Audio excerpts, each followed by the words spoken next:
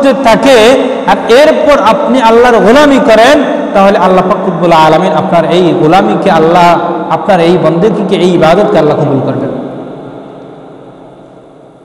আমি আপনাদের সম্মুখে খাঁটি মুমিন এবং খাঁটি ইমানদার কারা, এই সম্পর্কে আল্লাহ ইমানদার কারা, ইমানদারদের পরিচয় আল্লাহ আয়াতের মধ্যে বর্ণনা করেছে। এরপরে আল্লাহ বলেছেন যে খাঁটি ইমানদার ওই সমস্ত মানুষ যার মধ্যে এই 5টি গুণ থাকবে।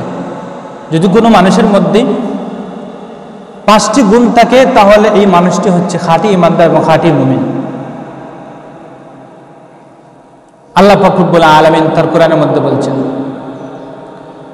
ইন্নামাল মুমিনুনা আল্লাযীনা ইযা যুকিরাল্লাহু ওয়াজিলাত কুলুবুহুম।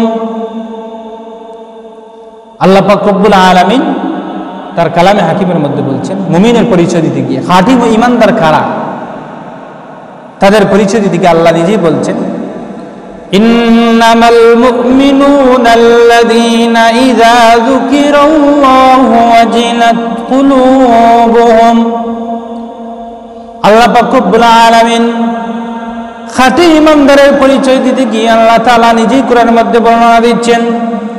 আল্লাহ পাক রব্বুল আলামিন নিজেই তার কালামের মধ্যে ইরশাদ করেছেন যে খাঁটি ইমানদার হচ্ছে ওই সমস্ত মানুষ। খাঁটি ইমানদারের প্রথম বৈশিষ্ট্য হল, আল্লাহ তাআলা বলছেন, যখন আল্লাহ পাক রব্বুল আলামিনের আলোচনা করা হবে, আল্লাহর কথা স্মরণ করা হবে, তখন তার অন্তরটা আল্লাহর ডরে, আল্লাহর ভয়ে তার অন্তরটা একেবারে ভরে যাবে। খাঁটি ইমানদার হলো, খাঁটি ইমানদারের প্রথম বৈশিষ্ট্য হচ্ছে ইযা যুকিরাল্লাহু ওয়াজিলাত কুলুবুহুম, যে যখন আল্লাহ পাক রব্বুল আলামিনের কথা স্মরণ করা হবে, আল্লাহর আলোচনা করা হবে, আল্লাহর কথা বান্দার সম্মুখে পাঠ করা হবে, আল্লাহর কথা বান্দার সম্মুখে আলোচনা করার সাথে সাথে আল্লাহর ভয়ে তার অন্তরটা কেঁপে ওঠে। যদি এই গুণটা কোনো মুমিনের মধ্যে থাকে তাহলে এই মানুষটি হচ্ছে খাঁটি ইমানদার, আর এটি হচ্ছে খাঁটি ইমানদারের প্রথম বৈশিষ্ট্য। সম্মানিত মুসল্লিয়ানে কেরাম, খাঁটি ইমানদারের 5টি বৈশিষ্ট্যর প্রথম বৈশিষ্ট্য হচ্ছে যখন বান্দার সম্মুখে আল্লাহর আলোচনা করা হবে, আল্লাহর কথা বলা হবে, সাথে সাথে তার অন্তরটা ভয়ে ভরে যাবে, ভয়ে কেঁপে উঠবে। এই জন্য বেরাদানি ইসলাম, আমি আমার জীবনটা সর্ববিষয়ে এমনভাবে চালাবো যাতে এই জিনিসটা প্রমাণিত হয় যে আমার অন্তরে আল্লাহর ভয় আছে। আমরা সাহাবায়ে কেরামের জীবনী, নবীদের জীবনী তালাশ করলে দেখা যায় তারা কতটুকু তাদের ভয় ছিল আল্লাহর, তাদের অন্তরে আল্লাহর ভয় ছিল। আফসোস লাগে, আমরা অনেক সময় অনেক বড় বড় কাজ করে ফেলি, কিন্তু আমার অন্তরে আল্লাহর ভয়টা আসে না। মনে রাখবেন, যদি আপনার ভিতরে আল্লাহর ভয় না থাকে তাহলে আপনি খাঁটি ইমানদার কিছুই হতে পারবেন। এই খাঁটি মুমিন তারাই যাদের ভিতরে আল্লাহর ভয় আছে। এটি হচ্ছে প্রথম বৈশিষ্ট্য। লম্বা আলোচনা,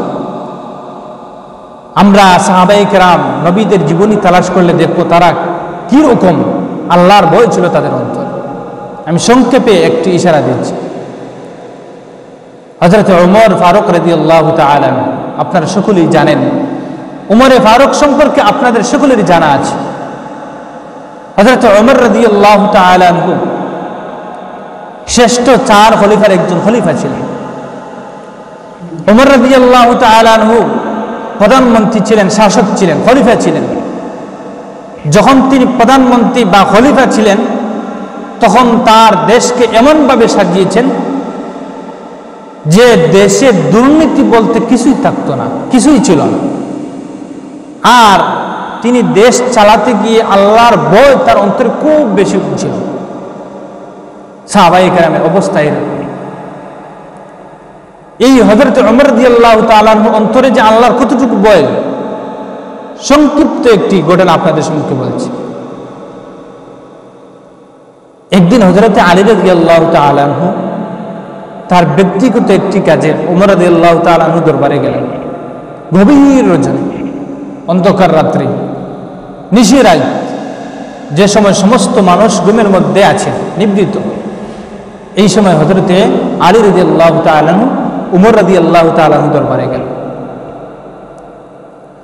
হযরতে আলী রাদিয়াল্লাহু তাআলা আনহু উমর রাদিয়াল্লাহু তাআলা আনহুর দরবারে গেলেন। গিয়ে দেখলেন হযরতে উমর রাদিয়াল্লাহু তাআলা আনহু, আগের যুগ, এই সময় কারেন্ট এগুলো কিছুই ছিল না। হযরতে উমর রাদিয়াল্লাহু তাআলা আনহু একটি মোমবাতি জ্বালিয়ে কি যেন হিসাব নিকাশ করেছেন। হযরতে আলী রাদিয়াল্লাহু তাআলা আনহু উমরের কাছে যাওয়ার পর উমর রাদিয়াল্লাহু তাআলা আনহু জিজ্ঞাসা করলেন, ভাই, হে আলী, এই নিশিরাত্রে তুমি আমার কাছে কিসের জন্য আসলে? হে আলী, এই দীর্ঘ রজনী, গভীর রাত, তুমি এখন এই মুহূর্তে আমার কাছে কিসের জন্য আসছো? হযরত আলী রাদিয়াল্লাহু তাআলা আনহুকে উমর রাদিয়াল্লাহু তাআলা আনহু প্রশ্ন করলেন। আলী রাদিয়াল্লাহু তাআলা আনহু বললেন, হে উমর, আমি আমার একটি কাজে এসেছি আপনার কাছে। উমর রাদিয়াল্লাহু তাআলা আনহু ফিরতে আবার প্রশ্ন করলেন, হে আলী, বুঝেছি, এই কাজটা কি আপনার না দেশের কোনো কাজ? হযরত আলী রাদিয়াল্লাহু তাআলা আনহু আশ্চর্য হয়ে গেলেন, বুঝতে পারলাম না। আর আমি তো উমরের একজন ঘনিষ্ঠ মানুষ, উমর রাদিয়াল্লাহু তাআলা আনহু আমাকে এভাবে কেন প্রশ্ন করেছেন? আলী রাদিয়াল্লাহু তাআলা আনহু উমরের প্রশ্নে উত্তর দিলেন, হে উমর, আমি আমার একটি ব্যক্তিগত গুরুত্বপূর্ণ একটি কাজে আপনার কাছে এসেছি। যখন আলী রাদিয়াল্লাহু তাআলা আনহু এই কথাটি উমরকে বললেন, সাথে সাথে হযরত উমর রাদিয়াল্লাহু তাআলা আনহু যে বাতি জ্বালিয়ে, মোমবাতি জ্বালিয়ে হিসাব নিকাশ করছিলেন, সাথে সাথে এই বাতিটি বন্ধ করে দিলেন। আল্লাহু আকবার। আলী রাদিয়াল্লাহু তাআলা আনহু আশ্চর্য হয়ে গেলেন, ব্যাপার কি বুঝতে পারলাম না, আমি তো উমরের একজন মেহমান, উমরের একজন মেহমান আমি, এখন থেকে উমর বাতি বন্ধ করে দিলেন, বুঝতে পারলাম না। হযরত উমর রাদিয়াল্লাহু তাআলা আনহু আলীকে বললেন, হে ভাই, তুমি সম্মানী মানুষ, অনেক সম্মানী মানুষ, এটা আমি জানি, কিন্তু রে ভাই, তুমি একটি কথা জেনে রাখো, আমি যে এই মোমবাতি বাতি জ্বালিয়ে হিসাব নিকাশ করছি, এটি হচ্ছে আমি রাষ্ট্রের হিসাব করছি, আমার ব্যক্তিগত কোনো কাজ নয়। হে আলী, আমি যে হিসাবটি করছি, এই হিসাবটা হচ্ছে রাষ্ট্রের হিসাব, এই হিসাবটা হচ্ছে রাষ্ট্রের হিসাব, আমি রাষ্ট্রের হিসাব করছি।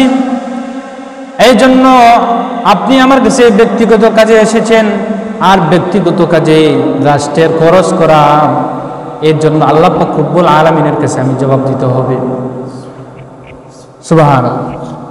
উমর রাদিয়াল্লাহু তাআলা কি বললেন, যে হে ভাই আলী, আমি যে এই বাতিটি ব্যবহার করছি, এই বাতিটি হচ্ছে আমি রাষ্ট্রীয় কাজে ব্যবহার করছি।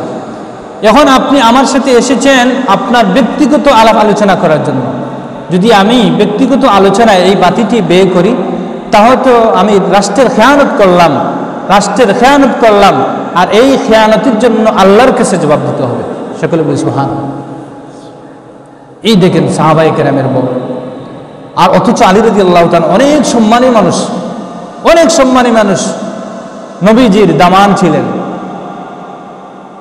অনেক বড় উঁচু পর্যায়ের, আবার নবী করিম সাল্লাল্লাহু আলাইহি সাল্লামের চাচাতো ভাই, অনেক বড় মানুষ।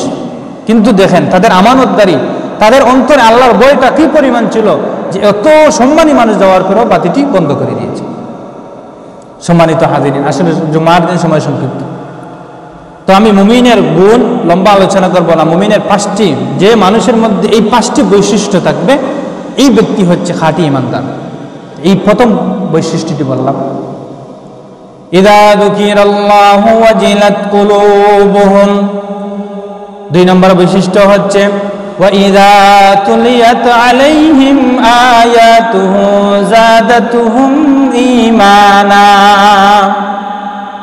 আল্লাহু আকবার।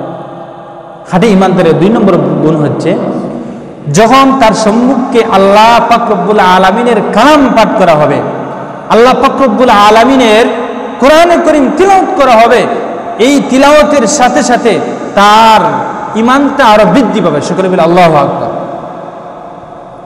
যে মানুষের মধ্যে আল্লাহ পাক রব্বুল আলামিনের কোরআন তিলাওয়াত করার পর, আল্লাহ তাআলার কোরআনে হাকিম পাঠ করার সাথে সাথে যদি তার মনের মধ্যে ঈমানী চেতনা চলে আসে, মনে করবেন এই মানুষটি হচ্ছে খাঁটি ঈমানদার। খাঁটি ঈমানদারের দ্বিতীয় বৈশিষ্ট্য, এই যে আমরা আলোচনা করছি, এটা কি বাজারে কোনো আলোচনা না, আল্লাহ কোরআন এবং হাদিসের আলোচনা। এর দ্বারা আমাদের ঈমানী চেতনা বাড়ছে না? অবশ্যই বাড়ছে।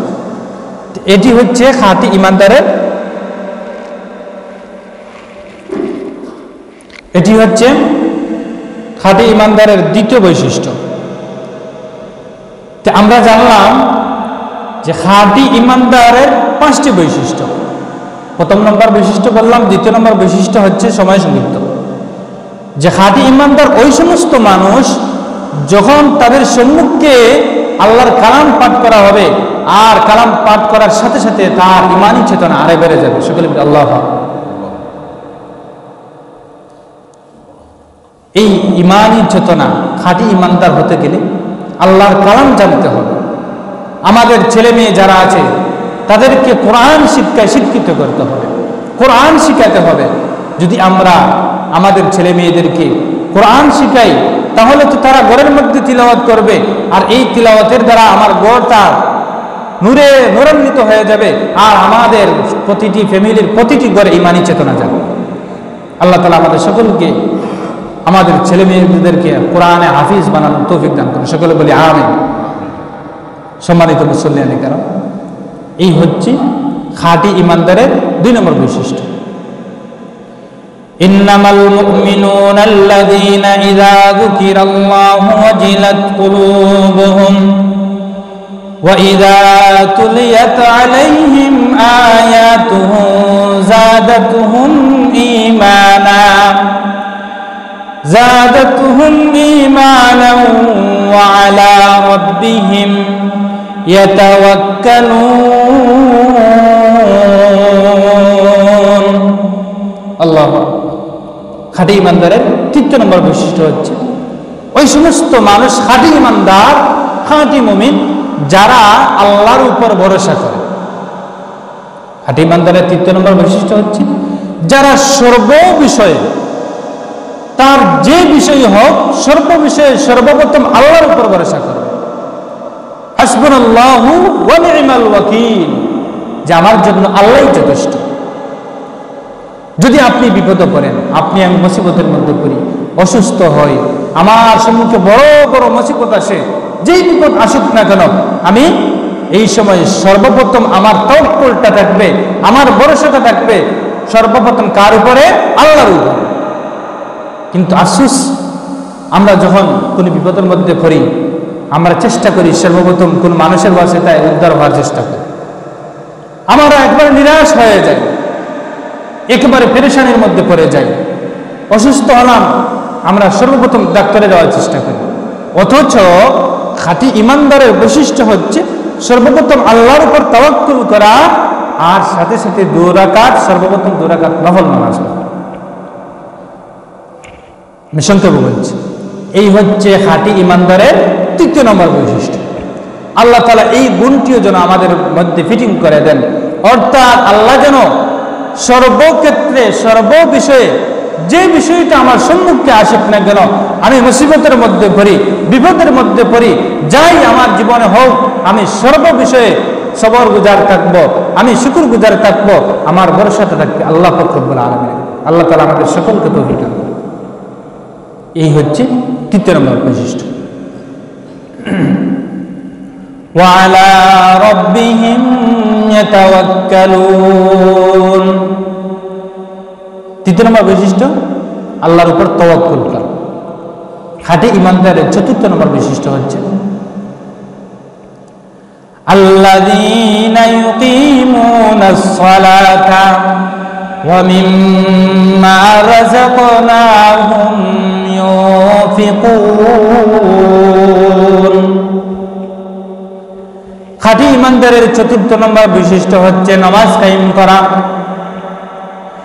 যে সমস্ত মানুষ সময় মতো নামাজ আদায় করে, জোহরের নামাজ জোহরের সময়, আসরের নামাজ আসরের সময়, মাগরিবের নামাজ মাগরিবের সময়, ফজরের নামাজ ফজরের সময়। এমন নয় মসজিদে ইমাম সাহেব আযান দিলেন ফজরের আযান, গভীর শীতের রাত্রি, আমি ঘুমের মধ্যে গভীর ঘুমে শায়িত থাকলাম, সূর্য ওঠার পর আস্তে আস্তে ওযু করে নামাজ পড়লাম।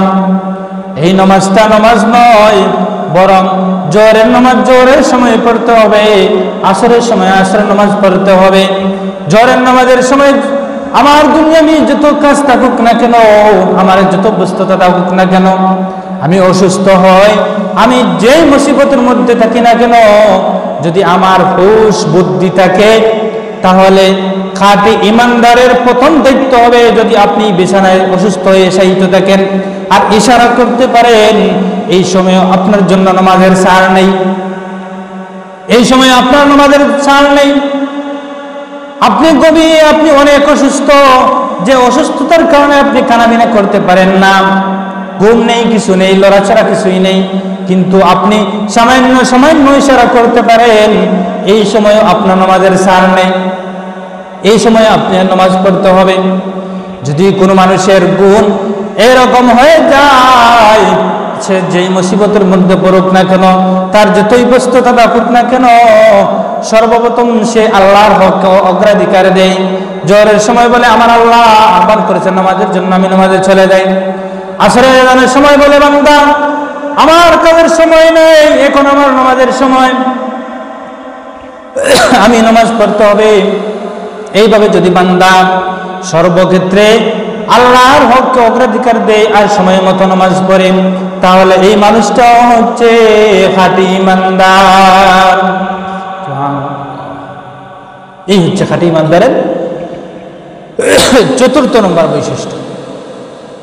আর খাঁটি ইমানদারের পঞ্চম নম্বর বৈশিষ্ট্য হলো যে আল্লাহ পাক রব্বুল আলামিন আপনাকে আমাকে যে ধন সম্পদ দান করেছে, ওয়ামিম্মা রাযাকনাহুম ইউনফিকুন, যে আমি আল্লাহ আমার বান্দাকে যে রিজিক দিয়েছি, যে সম্পদ দিয়েছি, এই সম্পদ থেকে আমার বান্দা গরিব, এতিম, মসজিদ, মাদ্রাসা এগুলোতে দান খয়রাত করবে।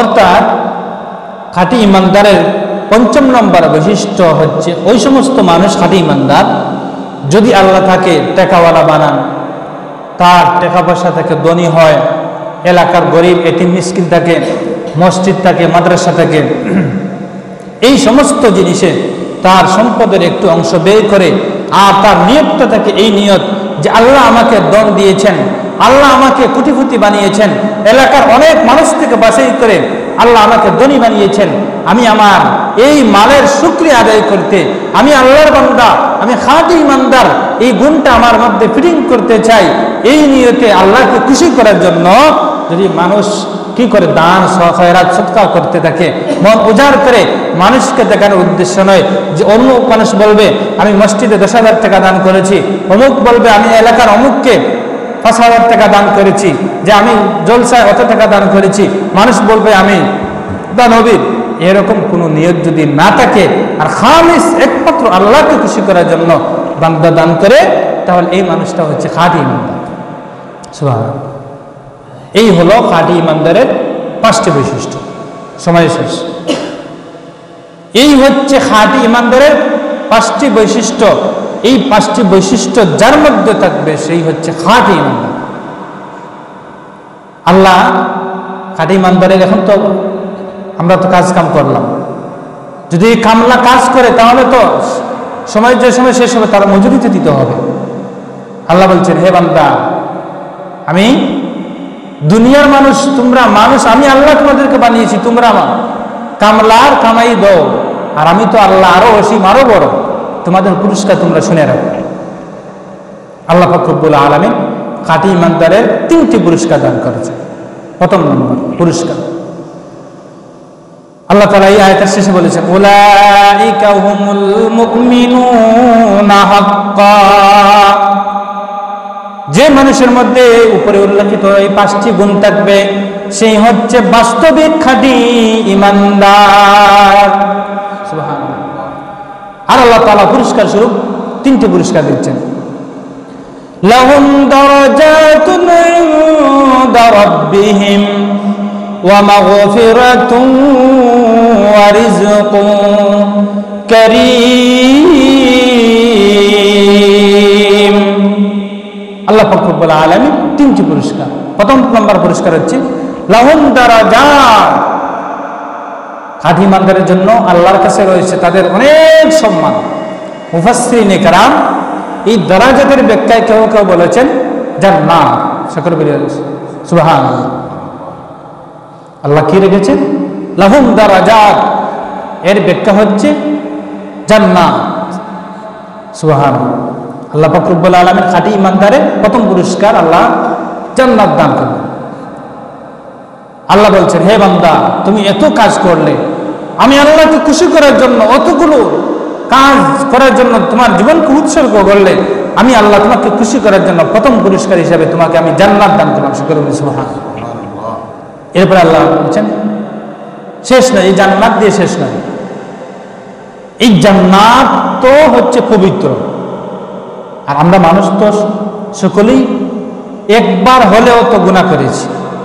পৃথিবীতে এমন কোনো মানুষ পাবেন না যে একবার না হলে, একবার নয়, যে জীবনে একবার গুনাহ করে, এরকম কোনো মানুষ পাবেন না, একমাত্র আম্বিয়া কিরাম ছাড়া। আমরা তো মানুষ হিসেবে গুনাহ হওয়াও স্বাভাবিক। এখন তো আল্লাহর জান্নাত, এটি হচ্ছে পবিত্র। এই জান্নাতে তো নাপাক, অপবিত্র, গুনাহগার কেউ প্রবেশ করতে পারে না। আল্লাহ বলছেন, হে বান্দা, আমি আল্লাহ তো তোমাকে জান্নাত দিতাম। এই জান্নাত দিতে গেলে তো জান্নাতের অনেক জিনিস আছে, সিকিউরিটি আছে, শর্ত আছে, না হলে তো তোমাকে এই রুমে প্রবেশ করানো যাবে না। যেভাবে প্রধানমন্ত্রীর কাছে যেতে হলে অনেক শর্ত সারাই তাকে মোবাইল ইত্যাদি কিছুই নিয়ে যেতে পারবে না, সিকিউরিটি আছে।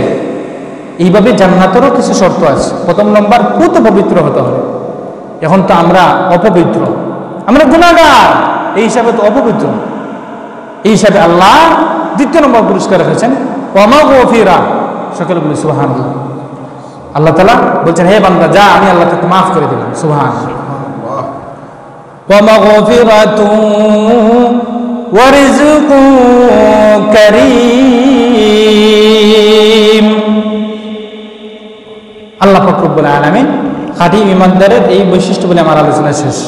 খাঁটি ইমানদারের তৃতীয় নম্বর পুরস্কার আল্লাহ বলছেন যে, হে বান্দা, হে আমার বান্দা, আমি আল্লাহ তোমাকে জান্নাত দিয়েছি, আমি আল্লাহ তোমাকে মাফ করে দিয়েছি।